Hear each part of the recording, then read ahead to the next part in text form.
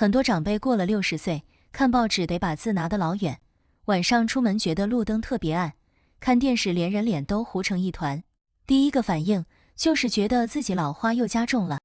于是随便配副老花镜，天天点眼药水，想把视力硬撑回来。哎，我跟你说，这样做眼镜度数越换越深，真正的病灶却像镜头蒙了一层雾，一天比一天模糊。真正的问题根本不是老花，而是餐桌上那几样你天天在吃，还以为很养生的东西，正在悄悄伤害你眼底最要命的那一小块黄斑部。清早一碗热腾腾的白粥，看着最养胃；口渴了打一杯现榨果汁，觉得最天然；配饭再来一碟腌瓜酱菜，开胃又下饭。这些看起来清淡健康的东西，升糖和含盐量其实高得吓人，一餐接着一餐吃下来，正在悄悄逼近黄斑部病变。等到眼睛正中间那块彻底看不清的那一天，才发现已经来不及。今天我要清清楚楚告诉你，哪3样东西必须立刻停下来，又有哪5种菜市场随手就能买到的家常食材，才是真正能帮你把视力顾回来的护眼底牌。很多长辈每年花大钱买叶黄素、买鱼油、买护眼软糖，却没想过问题根本不在缺什么保健品，而在你每天吃饭的那3样。一开始就走错了方向。别人跟你说狂吞叶黄素就够了，其实不然。真正好用的护眼食材就在你家附近的传统市场摊子上，便宜又好买。这集内容关系到你以后还能不能自己看清家人的脸，自己出门，自己认路，一定要看到最后。如果你想继续收到这类实用的健康资讯，现在就可以按一下订阅，之后有新内容我都会第一时间分享给你。我在眼科看诊将近30年，在林口长庚长期照顾视网膜科的长辈，门诊里几乎每天都会遇到抱怨看东西变形，中间有黑影的个案，也看过不少人因为拖太久，最后中央视力整块缺掉，连穿针、写字都办不到。我是眼科专科医师郑百生医师，这30年里，我看过超过1万位长辈，发现一个很重要的问题：很多人明明每天都戴着眼镜，视力检查也还过得去，黄斑部却在不知不觉中一点一点退化，等到发现的时候，往往已经是看东西扭曲，中央一片模糊，甚至需要旁人牵着走路的阶段。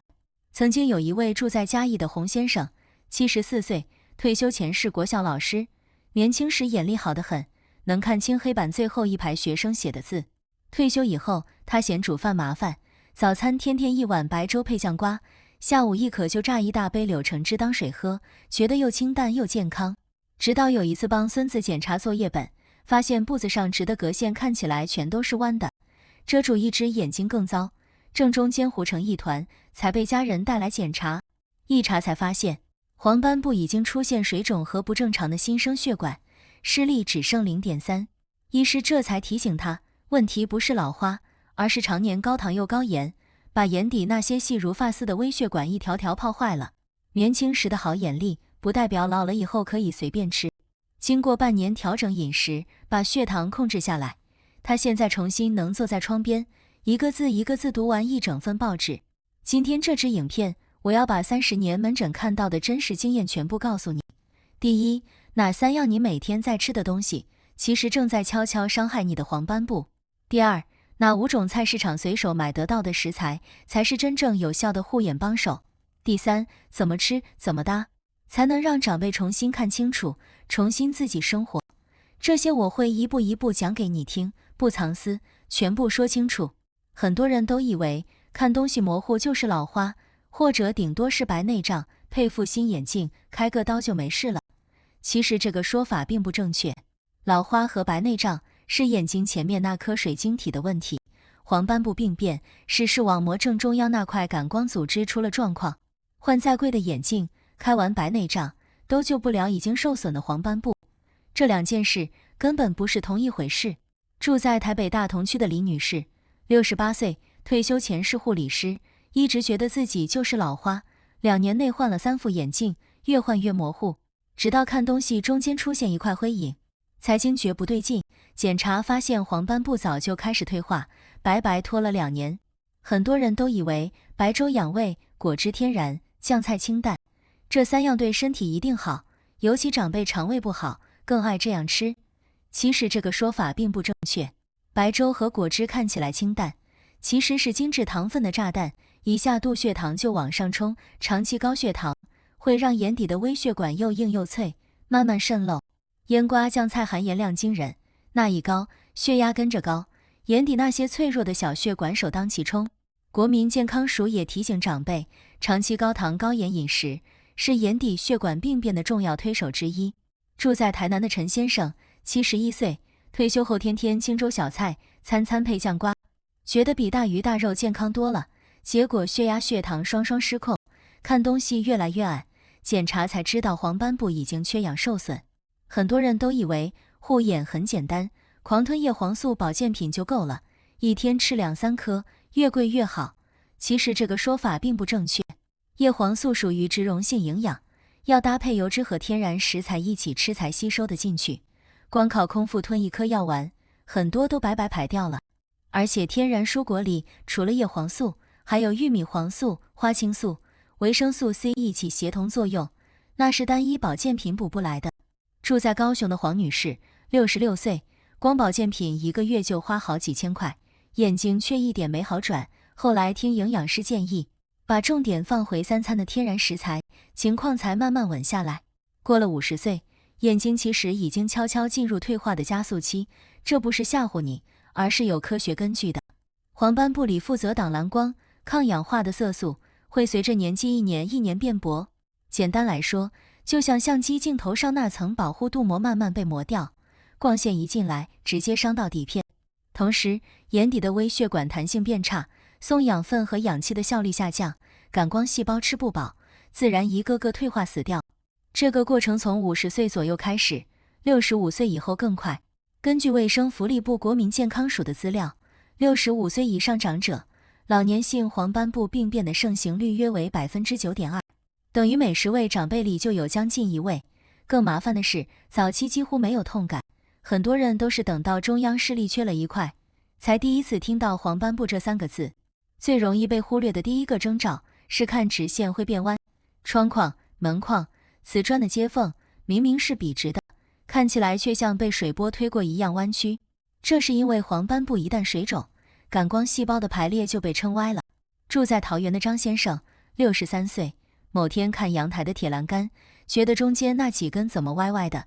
本来以为是栏杆装歪了，遮住另一只眼再看，才发现是自己眼睛的问题。第二个征兆是正中央有一块糊掉或暗影，看人脸时五官周围清楚，正中间偏偏一团模糊，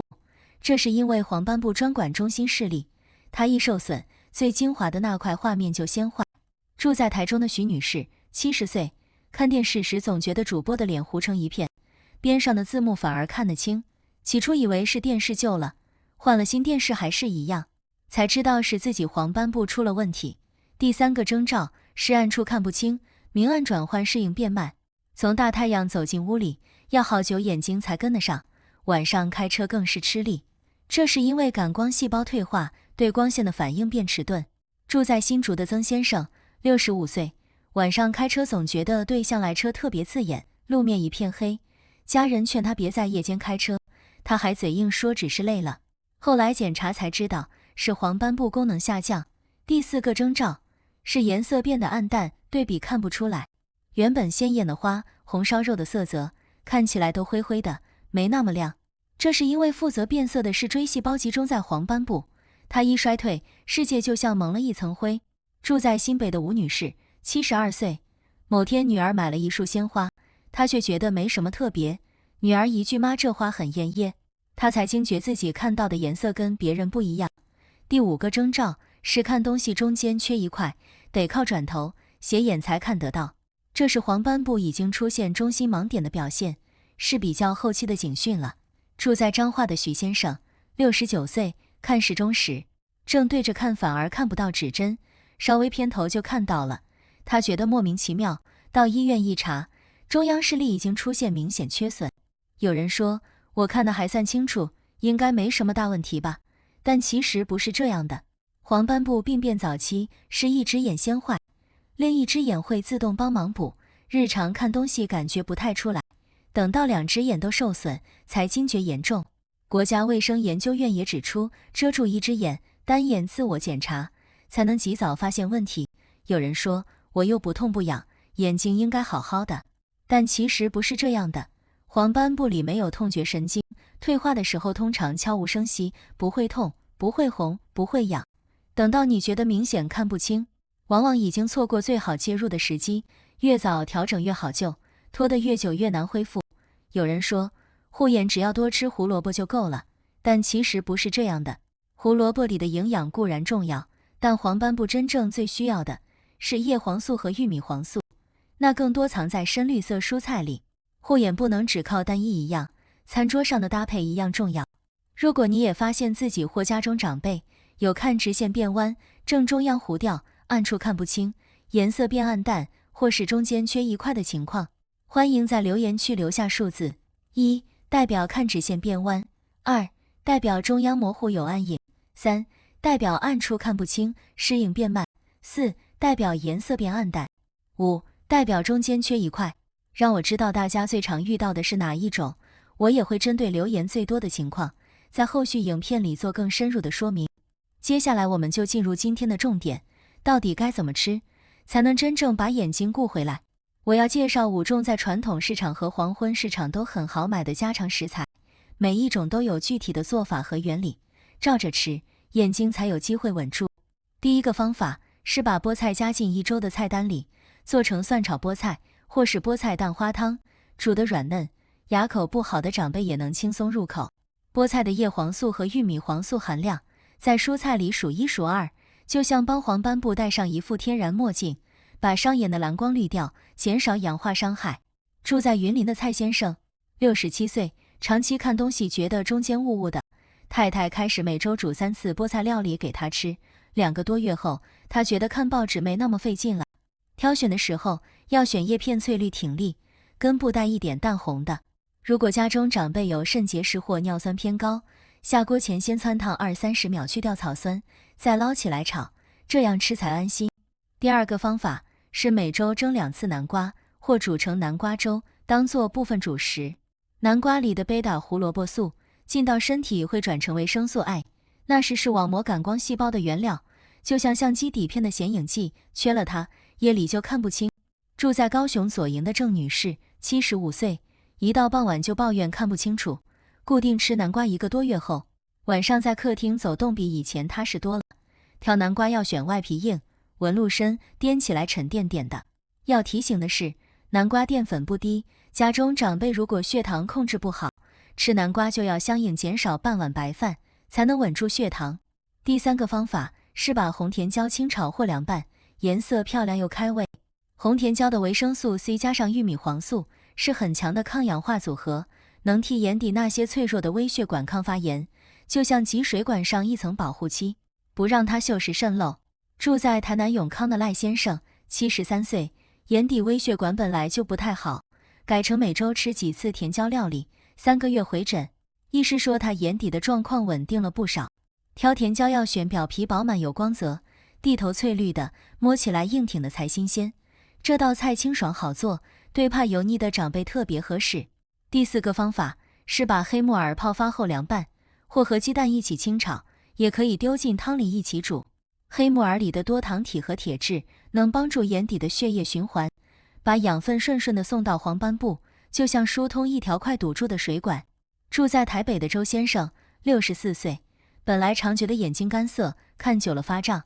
每周吃几次黑木耳后，慢慢觉得眼睛比较不那么累了。挑木耳要选肉厚、背面灰白的。要特别提醒，黑木耳有帮助血液流动的作用。如果家中长辈有在吃抗凝血药物，或本身有出血倾向，分量就要节制，开刀前几天也要先停。第5个方法是每周吃2次鲑鱼或秋刀鱼，用清蒸或干煎，不用重油重酱。深海鱼里的 Omega-3 和 DHA 是视网膜细胞膜的主要建材，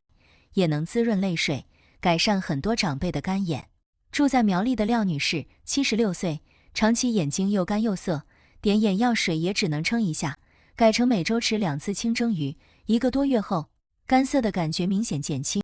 挑鱼要选鱼眼清澈、鱼肉压下去有弹性的。要注意的是，如果家中长辈有痛风或肾功能不好，鱼类分量就要遵照医嘱控制，不能一次吃太多。如果不确定家中长辈适合怎么调整分量，也可以拨打各县市卫生局的免费营养咨询电话，请专业营养师帮忙评估。这5样食材都是我们最熟悉的家常味道，不用特地跑去买昂贵补品，也不用逼自己吃冷冰冰的进口保健品，只要把买菜篮里的比例稍微调一下，眼睛的底子就能一口一口慢慢顾回来。说了这么多，一时半刻很难全记住，尤其对长辈来说，资讯一多反而不知从哪开始。我帮你把最重要的部分再浓缩一次。今天这支影片我整理了3个重点。第一，白粥、现榨果汁、腌瓜、酱菜这3样你以为清淡养生的东西，糖和盐其实高得吓人，正在悄悄泡坏眼底微血管，一定要少吃。白粥果汁别当水喝，酱菜浅尝就好。第二，黄斑部病变不是单纯老花，看直线变弯，中央模糊，暗处看不清，颜色变暗，中间缺一块，这5个征兆只要出现一个，就该赶快检查，越早发现越好救。第三，菠菜、南瓜、红甜椒、黑木耳、深海鱼这5样传统市场随手买得到的食材，只要用对做法，注意各自的禁忌，就是真正有效又实在的护眼帮手，比昂贵保健品划算得多，也安全得多。看完这支影片，会不会觉得原来自己以前的护眼观念，有些地方刚好搞反了呢？欢迎在留言区留下关键字，写下菠菜、南瓜、甜椒、黑木耳或深海鱼，告诉我你最想先从哪一样开始调整。也可以直接留言告诉我家里长辈有没有看东西变弯、中央模糊或是暗处看不清的情况，我会挑留言最多的食材和症状，之后做更详细的做法教学。我还想跟你分享一个真实的故事。住在台中的一位李小姐，看到朋友分享的类似影片，觉得内容跟自己70岁的爸爸一模一样。爸爸平常总说看报纸吃力，晚上不敢出门，家人一直以为只是老花。他二话不说用手机传给爸爸，只留了一句：爸，你看看这个，跟你现在一模一样。原本一直觉得看不清是正常老化，从不当回事的爸爸，看完之后才第一次认真去检查，认真调整餐桌上的菜色，把青州酱瓜换成南瓜和菠菜，也开始定期去眼科追踪。半年后回诊，医师说他黄斑部的状况稳住了，李小姐总算松了一口气。有时候我们不需要跟长辈讲一大堆道理，长辈也不一定听得进去。有时候一句简单的你看看这个，反而比苦口婆心说100次都有用。如果你身边也有这样的长辈，不妨现在就把这支影片传给你关心的人。同样的内容换成一支影片，换成别人家的故事，长辈反而比较愿意听进去。下一集我要来跟大家聊聊，天天戴太阳眼镜到底对眼睛是好是坏。很多长辈听说戴久了眼睛会更依赖，更怕光，反而不敢戴，结果错过了保护黄斑部的好方法。这个流传已久的迷思，下集我会用完整的医学根据一次说清楚，哪些人该戴，怎么挑，什么时候戴才有效果。最后想跟你说，视力退化不是你的错，也不是谁命中注定的宿命。餐桌上每一个小小改变，一盘蒜炒菠菜，一碗南瓜粥，一道清蒸鱼，都是在帮自己留住未来还能自己看清、自己出门、自己照顾自己的底气。这份底气才是真正能陪你安心变老的本钱。你的眼睛还可以更清楚，就从今天这一餐开始吧。